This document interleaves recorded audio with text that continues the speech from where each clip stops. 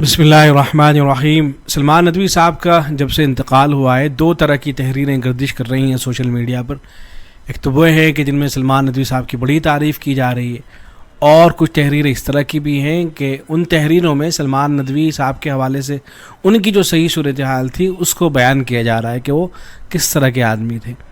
دیکھیں، عوام جو ہے سلمان ندوی کے بارے میں بس اتنا جانتی ہے کہ سلمان ندوی بہت شاندار عربی بولتے تھے، وہ بہت شاندار خطیب تھے، بڑی اچھی گفتگو کیا کرتے تھے، کوئی بھی موضوع ان کو دے دیا جائے اس پر شاندار کلام کیا کرتے تھے، شاندار ان کا بیان ہوا کرتا تھا۔ بس عوام تو اتنا ہی جانتی ہے، عوام کے سامنے ان کے عقائد اور نظریات نہیں ہیں، اور جن حضرات کے سامنے ان کے عقائد اور نظریات ہیں ان کی طرف سے یہ سوالات آ رہے ہیں کہ کیا ایسا شخص جو صحابہ کرام کی شان میں گستاخی کیا کرتا تھا، صحابہ کرام کے لیے انتہائی نازیبا کلمات استعمال کیا کرتا تھا، اب اس کا انتقال ہو گیا ہے، تو کیا اس کی نماز جنازہ پڑھنی چاہیے؟ کیا اس کے لیے دعائے مغفرت کرنا جائز ہوگا؟ یہ سوالات ہو رہے ہیں، اور اس کے جواب میں بعض تحریریں بھی گردش کر رہی ہیں۔ اسی طرح کا یہ سوال جو ایک صاحب نے بھیجا تھا کہ سلمان حسین ندوی صاحب دار فانی سے کوچ کر گئے ہیں، جی تو یہ چاہتا ہے کہ ان کے دنیا سے رخصت ہونے پر چند کلمات لکھے جائیں، مگر نہ جانے کیوں دل کو اطمینان نہیں ہو رہا ہے۔ ان کے حق میں دعائے مغفرت یا کلمہ خیر کہنے سے دل اس لیے گریزاں ہے کہ انہوں نے اپنی حیات کے آخر میں چند برسوں میں جس طرح صحابہ کرام رضوان اللہ تعالی مجمعین بالخصوص جلیل القدر صحابی حضرت امیر معاویہ رضی اللہ عنہ ان کے رفقا کی شان میں زیر افشانی کی ہے، وہ انتہائی جارحانہ انداز اختیار کر کے درو گوئی سے کام لیا ہے، وہ انتہائی تکلیف دہ ہے۔ ان واقعات کے پیش نظر یہ سوال ذہن میں شدت سے ابھرتا ہے کہ کیا ایسی صورت میں ان کی نماز جنازہ ادا کرنے کی گنجائش نکلتی ہے،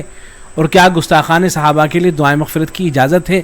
چونکہ ان کے آخری ایام میں ان کی توبہ و استغفار کے احوال عوام الناس کے علم میں نہیں ہے،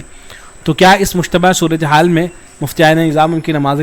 جنازہ پڑھنے کی اجازت مرحمت فرماتے ہیں؟ تو دیکھیں، پہلے تو سلمان ندوی صاحب جو ہیں ان کے بارے میں جو اہل سنت کا موقف رہا ہے وہ جان لیجیے آپ۔ دارالعلوم دیوبند کی طرف سے بھی ان کے بارے میں فتویٰ آیا تھا، ایسے ہی خود ندوۃ العلماء دارالعلوم ندوۃ العلماء لکھنؤ ان حضرات نے بھی برات کا اظہار کیا تھا سلمان ندوی صاحب کے عقائد اور نظریات سے۔ ایسے ہی مدرسہ مظاہر العلوم سہارنپور اور ان اداروں کے علاوہ اور بھی جو ادارے ہیں، ان تمام ہی اداروں نے صراحت کے ساتھ یہ بات لکھی تھی کہ سلمان ندوی صاحب اپنے جن خیالات کا اظہار کر رہے ہیں، اپنی تقریروں کے اندر جو باتیں کر رہے ہیں، ان کا اہل سنت سے کوئی لینا دینا نہیں ہے، اور یہ صراحت کی گئی تھی فتاوی کے اندر کہ یہ شخص فاسق اور فاجر ہے۔ سلمان ندوی کے بارے میں یہ صاف اور صریح فتاوی موجود ہے کہ سلمان ندوی جو ہے وہ فاسق اور فاجر شخص ہے۔ آپ یہ فتویٰ دیکھ لیجیے ایک دارالعلوم دیوبند کا، اس کو میں مکمل تو نہیں پڑھوں گا، صرف چند چیزیں اس میں دیکھ لیجیے، اس لیے کہ مکمل پڑھوں گا تو بڑا وقت چلا جائے گا۔ اس میں سوال یہ کیا گیا تھا کہ لکھنؤ میں ایک شخص ہے جو صحابہ کرام کی مقدس جماعت پر برملا تنقید کرتا ہے، خصوصاً حضرت امیر معاویہ رضی اللہ تعالیٰ عنہ کی شان میں گستاخی کرتا ہے۔ اس نے حضرت امیر معاویہ رضی اللہ تعالیٰ عنہ کو عاصی، طاغی، باغی، مجرم، سیادت کا دیوانہ اور ظالم تک کہہ دیا۔ یہ ساری چیزیں آپ کو سلمان ندوی کی ویڈیو میں مل جائیں گی۔ جو شخص بھی صحابہ کرام کے بارے میں برملا تبرہ کرتا ہو، اس کے بارے میں ان سوالات کے جوابات دے دیے جائیں۔ پہلا سوال یہ کہ ایسے شخص کے بارے میں شریعت اسلامیہ کیا کہتی ہے؟ کیا ایسا شخص گمراہ ہے؟ اگر گمراہ ہے تو اس کی گمراہی کس درجے کی ہے؟ اس شخص کے انتظام اور نگرانی میں اگر کوئی مدرسہ چلتا ہو تو اس میں بچوں اور بچیوں کو دین تعلیم کے لیے بھیجنا درست ہے یا نہیں؟ ایسے شخص کے ساتھ مسلمانوں کو کیا رویہ اختیار کرنا چاہیے؟ اس کی تقریروں، مجلسوں اور دروس میں شرکت جائز ہے یا نہیں؟ ایسے شخص کی امامت کا کیا حکم ہے؟ تو جواب میں لکھا گیا تھا، دیکھیں تفصیلی فتویٰ میں کچھ چیزیں صرف پڑھ کے سنا رہا ہوں کہ اگر کوئی شخص کسی بھی صحابی کی شان میں گستاخی کرتا ہے اور ان کو برا بھلا کہتا ہے تو وہ گمراہ اور فاسق ہے، اور دوسروں کی بھی ضلالت کا سبب ہے، اور اہل سنت والجماعت سے خارج ہے، اور اس کا ایمان خطرے میں ہے۔ مسلمانوں کے لیے ایسے شخص کو مقتدا ماننا، اس کو کسی دینی منصب پر فائز کرنا، اس کی تقریر سننا، تحریر پڑھنا اور دروس میں شریک ہونا نہ صرف یہ کہ ناجائز ہے بلکہ ایمان کے لیے سخت خطرناک اور نقصان دہ ہے۔ مسلمانوں کو ایسے شخص اور اس کے متبعین سے برات کا اظہار کرنا چاہیے۔ تو سلمان ندوی کا معاملہ یہ نہیں کہ بھئی بہت بڑے اہل سنت کے عالم ان کو لوگ سمجھا کرتے تھے اور اب انتقال ہو گیا ہے، تو یاد رکھنا چاہیے کہ ان کے نظریات اور خیالات یہ تھے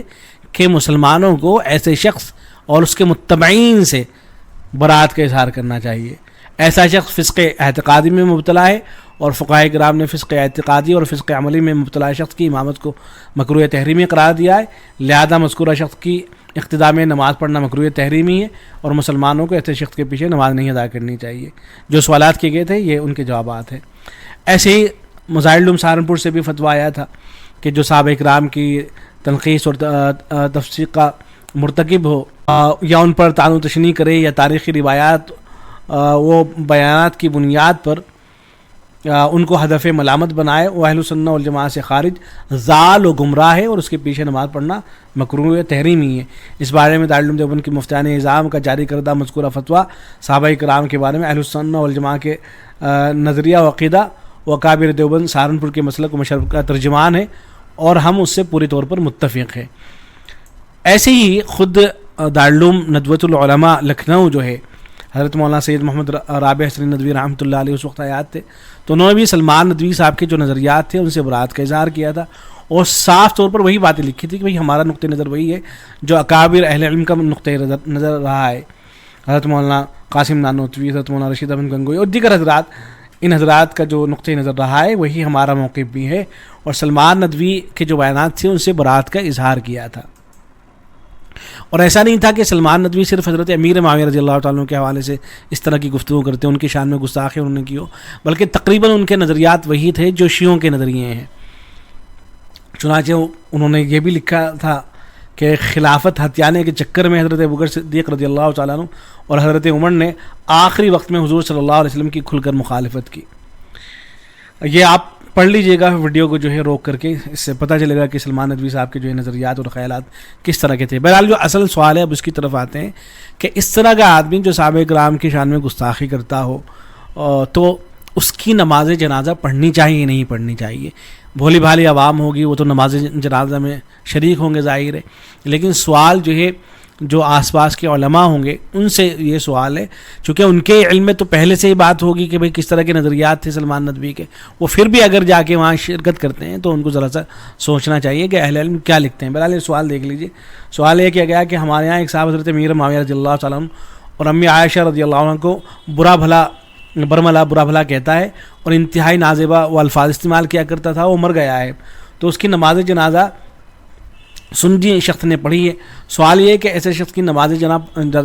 جنازہ پڑھنا کیسا ہے؟ جن لوگوں نے نماز جنازہ پڑھی ہے کیا ان کا نکاح باقی ہے؟ اور اگر نکاح فاسد ہو گیا ہے تو کیا صورت ہوگی؟ تو جواب میں لکھا گیا ہے کہ ام المؤمنین حضرت عائشہ صدیقہ رضی اللہ عنہ اور حضرت امیر معاویہ رضی اللہ عنہ کو برا بھلا کہنے والا شخص فاسق اور اہل سنت والجماعہ سے خارج ہے، لیکن اسلام سے خارج نہیں ہے، اس لیے اس کی نماز جنازہ پڑھنا اور پڑھانا